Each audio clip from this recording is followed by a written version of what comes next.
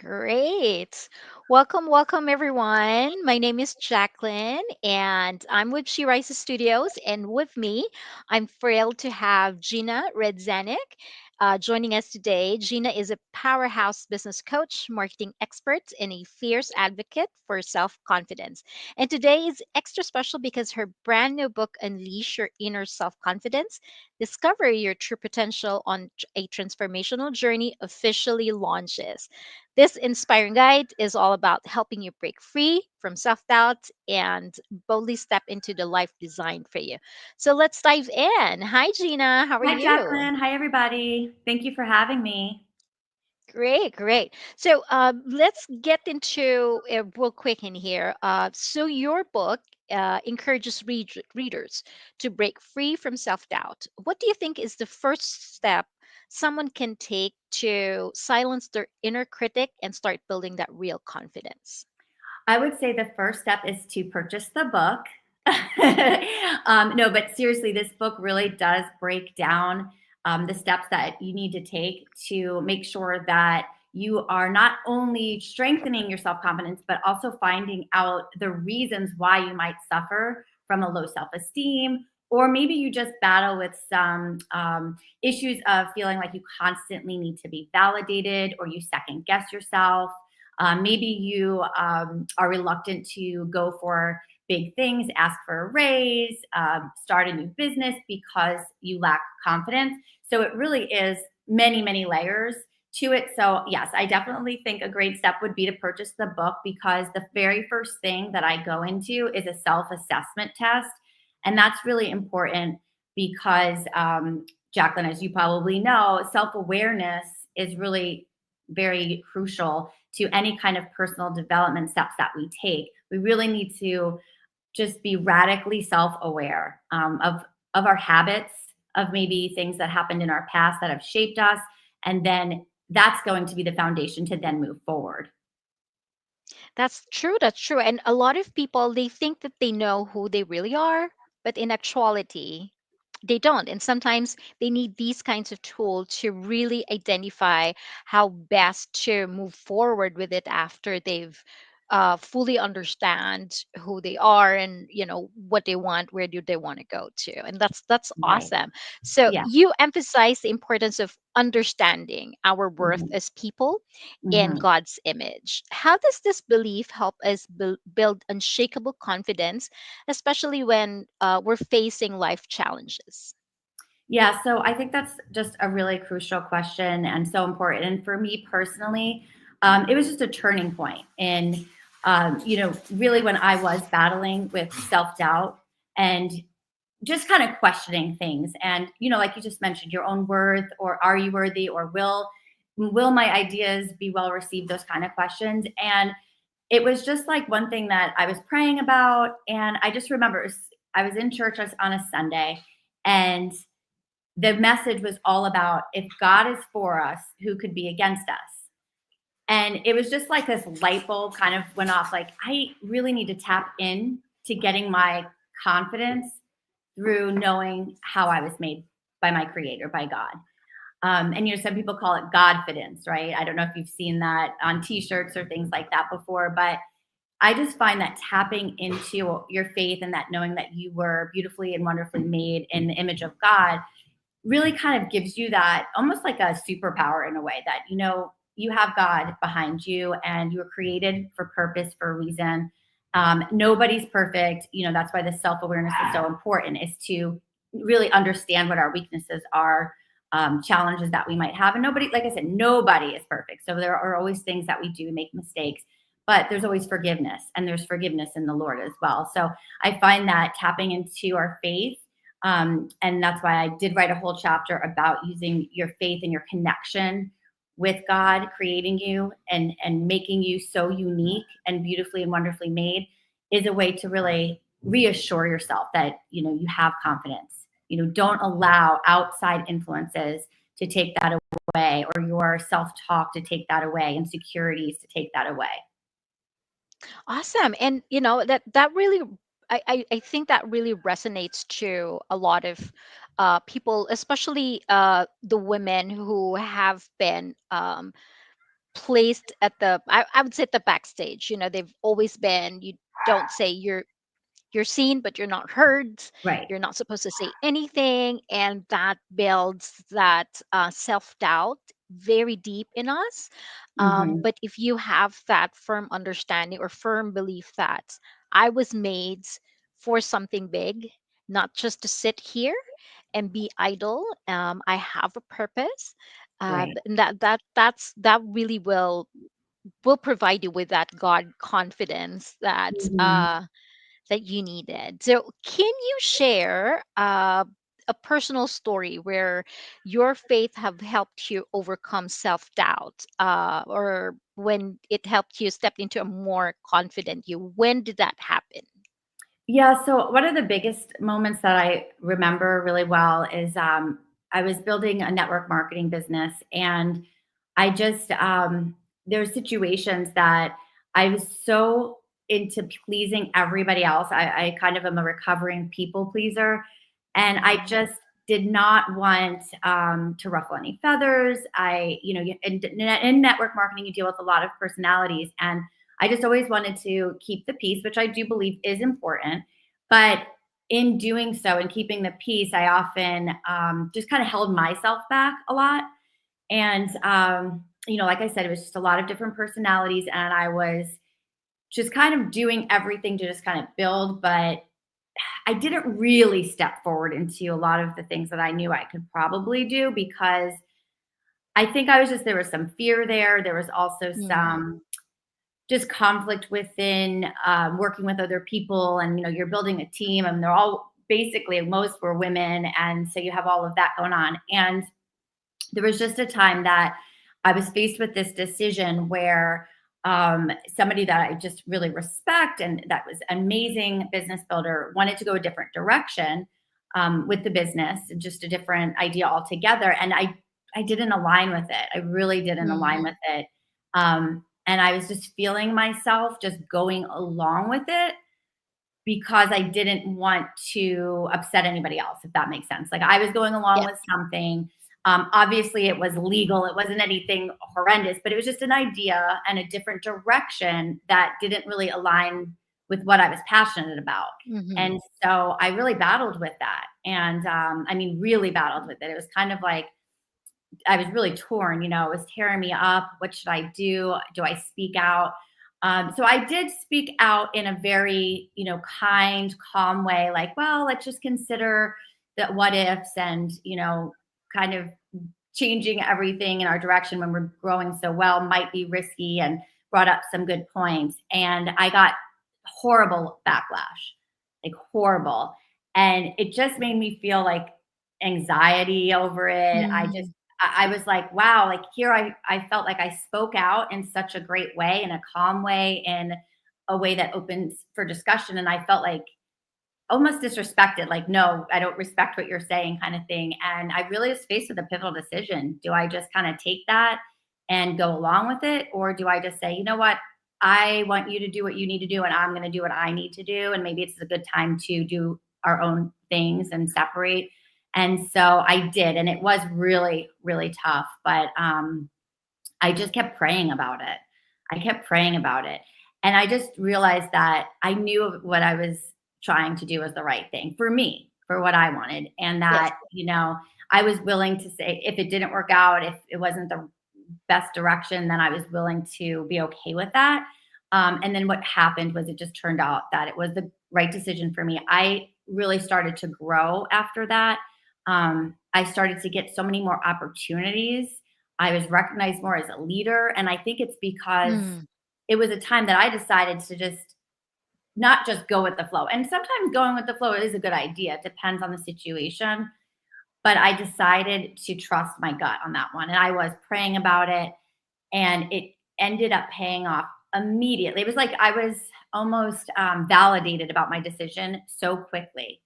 But it was very hard. Like when I was going through deciding to make the decision, it was very hard. And there was a lot of just worry. And I don't know if it was fear of conflict, fear of what people might think, or just fear of like stepping out and doing something different on my own. But I did have a lot of those feelings, and I just decided to do it anyway, despite all of that, because I felt so strongly that it was the right way to go.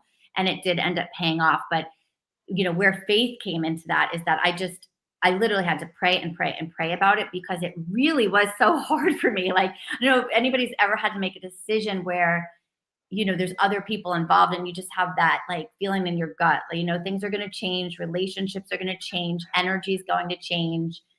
And it's going to happen and you just feel that in your stomach, like that anxiety. But I immediately felt like I was rewarded for stepping out. And that's when I really felt like, wow, I am enough. I have some great qualities. I can offer a lot. I am positioned to be a leader. And that's actually, things started to change. And I was asked to even train and speak on stage. And just so many things just started to change and shift after I made that decision to trust Mm. myself. But of course, I used a lot of prayer along the way. That's true. Prayer is really powerful, and sometimes that's that's your greatest ally. Not Hmm. sometimes, but always that's your greatest ally. And being in any time that there's a change, anytime that there's a break in the routine, in how you deal with people and how you make decisions, there's always that uncertainty, right? And Yes. that uncertainty, that's the butterfly that's deep down in your stomach that's making you feel crazy. So Hmm. for someone who's struggling with these kinds of uncertainty or the fear of making changes or stepping forward, without giving way too much from your book, what are the practical tools or strategy you would recommend they would start with to gain more confidence? Yeah, I mean, it really does start with identifying the situations that you feel unsure about yourself and trying to figure out where that stems from. I Hmm. do dive deep into this in the book, but it really is a lot with childhood. So I do break that down of different types of childhood situations that can cause those feelings of insecurity. And it's not a blame game, it's not to blame mom, dad situations because, everybody's kind of being a human for the first time. We all make mistakes and, it's just really being able to recognize like what Hmm. patterns might have happened or what situation happened that made you feel that you are kind of stuck in fear. Because that's what I really find it to be. People get stuck because they're Hmm. afraid. So where's the fear? Is the fear a fear of failure? Is the fear a fear of what other people think about you or what they might say? Is the fear of unworthiness, that you feel like you're unworthy of success or happiness or love or whatever it is that you're going for? So that's number one, is to really figure it out, like where does it stem from, Hmm. and what might have caused it, or what patterns in your past caused that to happen. Sometimes people are confident and and I share a story very similar in the book, but even as a child, you could be confident in yourself, but then when other people kind of see that confidence and it bothers them, there are some people that kind of shy away, like, oh, I don't want to step up too much into my greatness because I don't want other people to feel badly. So that's what makes people kind of cower back too. So there's definitely a lot of different levels of that. And then the next step is, after you kind of figure out, where it stems from. And there is a lot of information in the book, but I will say the biggest thing is just to do it anyway. Like, find something that is holding you back and just do it anyway. I mean, some people are honestly, they're insecure to go to a fitness class. I'll just give an example. Maybe it's a boot camp class or a spin class or some kind Hmm. of workout that, you've been really wanting to go, but you just are insecure about going for whatever reason. I would say write down your reasons. Like, what are you afraid about? And this is just a small example using a fitness class, but what is it that is making you not want to go? And then once you start to write it out, you'll realize, like, it is always other outside things that you have no control over. Is it that you're embarrassed it might be too hard and that you won't do well in the class? Are you feeling insecure about showing up and being out of breath? Or, just write everything that comes to mind. And then when you really analyze it, it's going to seem silly because at the end of the day, like, honestly, it's not going to impact you. What other people, if other people are there, they're really there for their own workout, right? So they're worried about themselves. So I think it's just kind of getting over that. But then just go to the class, do what you're kind of scared to do. And what that does is it's like when we want to build something, we want to build our bicep muscles. You have to go and you have to work those bicep muscles. So you have to work your confidence muscle, right? You have to do things that'll build your confidence. And the best way to build your confidence is to face your fears and do those things that are going to help bring you happiness, bring you health, bring you love, bring you success that you're just afraid to do. So that would be I would say that kind of giving a little bit of information that I share in the book, but I do give a lot of other ideas. I mean, just to give one example, your support system. Who are the people that you surround yourself with? Who do you spend the most time with? I always say people can either be, draining you, pulling you back, or empowering you and encouraging you and inspiring you. So kind of examine your circle of influence and examine the people that are in your life on the regular basis. And if you need to surround yourself with more positive influences, then you have to go and seek that and seek some maybe new friendships or a mentor or coach or just somebody or a group of people that would be supportive, because that's also going to help. Because it's kind of like a cycle. If you are around negative people who complain, who don't push themselves, like you're going to kind of feel stuck in that trap, and it's going to feel normal to stay there. Yes. But when you change your audience, or I should say you change your people that you're around, my goodness, does it make a difference? If you're with people who want to constantly better themselves, and they're like listening to self-improvement podcasts and reading great books and talking about goals, you're going to be like, wow, this is a different circle, and it's going to be so inspiring. So I talk about that as well, and I give some ideas of how you can create that support. That's awesome. That's actually very true. As cliche as it may sound, they say, "Tell me who your friends are, and I'll tell you who are." It's because you keep, negative people around, you eventually Mhm. will have a negative outlook in life. But Absolutely. if you keep, uh, you know, positive, supportive people around, there's Mhm. really no stopping you. So Yeah. that's awesome. So, you've talked about unlocking your true potential in the book as well. What advice would you give to someone who feels that they're not living up to their full potential right now? You've mentioned earlier that some people are just stuck. Mhm. How do we get ourselves unstuck? Yeah, I mean, it's definitely a big challenge, and it's something that's not going to just change overnight. But Hmm. you definitely want to figure out where do you feel stuck in your life, Hmm. and everybody's so different. And like I've had different, I guess, stages of my life where different things were more important in a way, like you Yeah. know just career wise, or just with that kind of stuff.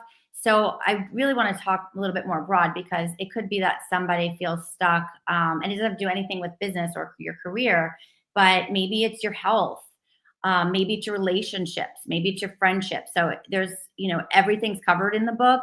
But I think the first thing is to just feel like, where in your life, like just like list things, where do you feel you are reaching your potential? Because you always want to kind of start with a positive, right?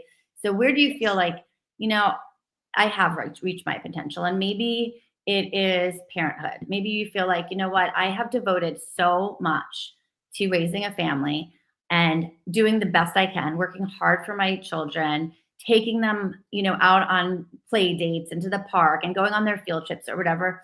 And you feel really fulfilled in that. And maybe it is your, relationship with your family. Maybe that you feel like, what, I've done such a great job at maintaining solid relationships. First, write everything down that you feel you have felt your potential, you're filling your potential. And then write down where you feel like you're lacking. And then after you write those things down, like, I feel like I'm lacking, and maybe it is taking care of yourself, maybe your health. I know a lot of women that I've worked with, it's health comes up a lot. So I'll touch on Hmm. that for a little bit, if that's okay. It does Yeah. come up a lot. And it's usually moms. We go through so much. I'm a mom, and I'm right now, I have two teenage girls, right? That's where the stage I'm in of life. So like I said, we go through different stages, but it is a lot when you are a mom, you're raising your kids and you're just doing so much for them. And so a lot of women that I've coached, they'll neglect their health because they just feel guilty to maybe go and work out or do their workout, or even meal planning and eating healthy is just an extra step. It's more work than quickly getting fast food with the kids and things like that. So maybe that's where you're at. So, just write down everything where you feel like you're lacking, and then circle the most important one to you right now.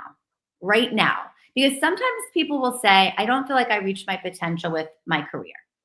But when it comes down to it, they're really happy. And it's not that they feel like they want to do anything else. It's just that they feel like that's what's expected. Maybe your Mm. parents expected you to do more, or maybe your spouse, or maybe you feel like, your friends or people on social media are doing more than you. So that's why you say career. But really think about it.